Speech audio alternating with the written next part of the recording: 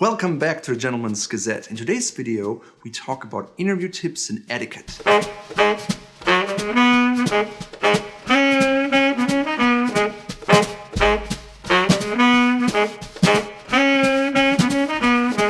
This is part 3 of a series, and so far we covered what to wear to an interview, as well as how to prepare an interview. First of all, you need to have the right outfit.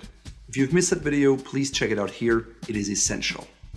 Second, get a haircut before you have an interview. If you have many interviews in a row, of course you don't need to get a haircut every day, but you should just look clean and professional. Make sure not to wear overpowering cologne. You may be tempted, but that Axe is really smelly and people will not think it's great. Even if you have a higher-end cologne, try to stay away from it for the day. You just take a shower beforehand and you'll be fine. In a professional setting, try to cover your tattoos. Of course, if you apply for a job at a restaurant, it's full of hipsters, you can show your tattoos. It always depends on what the job is about. Before you head out the door, make sure to remove any tags and threads, because otherwise they may think you have never worn a suit before and you're not in a professional setting. And also check for stains and holes, because it makes you look sloppy. Now it's time to get to the interview. Make sure to arrive 30 minutes prior to the interview time.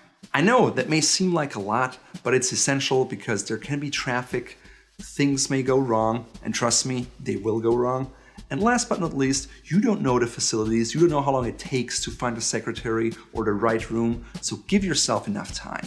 If you end up with extra time, simply review your questions, take a seat, and about 5 to 10 minutes before the interview, head to the reception and let them know you're here. You can also leave a business card and just tell them that you're here for an interview with a specific person. Make sure to turn off your cell phone, and if somebody offers you something to drink, don't ask for anything elaborate, just go with plain, non-carbonated water. Next up is interview demeanor. It's very important that you give a good first impression. Let's say you're in a conference room and you walk in with people, or you don't. It's best to stand and only sit if you're asked to. If it's too long and they ask you to sit, try to take a spot that is faced towards the door so you can get up when somebody enters.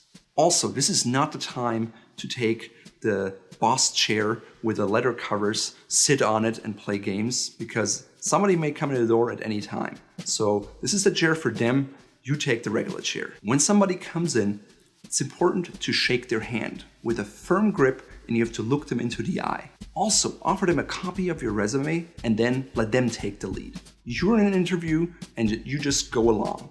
Tone, body language, and grammar are very important because you want to project professionalism and confidence at all times. First, sit up straight. That's actually easiest if you don't sit back in the chair, but just sit slightly forward, push your back up. It makes you seem alert and people will appreciate it. Also, avoid crossing arms or fidgeting with something or moving your leg, because it may seem that you're nervous and it can be distracting in the interview. It's important to minimize the use of slang words, ams, or I don't knows, because it makes you seem incompetent, and that's what you want to avoid. If you're wondering about interview questions, I suggest you check out our interview prep video where we discuss interview question strategies. Once they're done with their questions, it's time for you to ask good questions. So it's best to prepare those. Make sure to have about 2 to 3 very good questions that make them think, wow, this guy really thought about this job, and it's a smart question. Never ask dumb questions. And yes, there are dumb questions, such as things that you could easily figure out on their website. After the interview is done, it's time to depart. First, you should ask them what the next steps are. Then you can shake hands, you should thank them for their time, and then it's time to leave. This is not the time to flirt with a sexy secretary or with anybody else in the building. You should simply take your stuff and just leave. Once you're back home, it's important to follow up.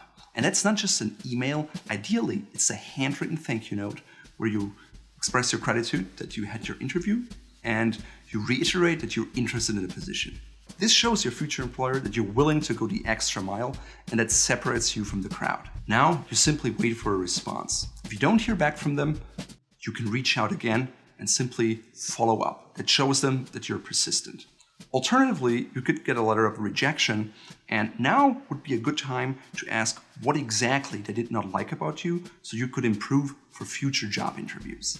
If you receive a verbal offer over the phone or in person, Smile, thank them, and let them know that you're excited to get it in writing. At this point, it's time for salary negotiations. It's best to come in prepared and look at portals like Glassdoor so you know the range of the salary that you can expect. But don't overdo it and don't undervalue yourself. Just make sure if you're asking for more money than the average, make sure to back it up. Ideally, the best ways to do that is to 1, tell them how you make them more money, 2, how you save them money, and 3, how you make customers happier. If you want more vacation, now is the time to negotiate it, so you should bring it up and explain what you need and why you need it.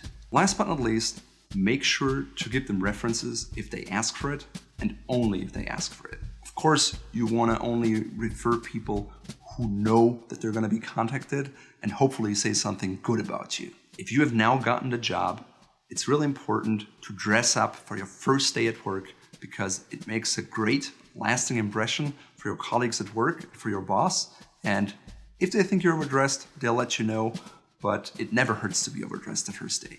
Good luck, and make sure to check out the other 2 parts if you haven't already done so.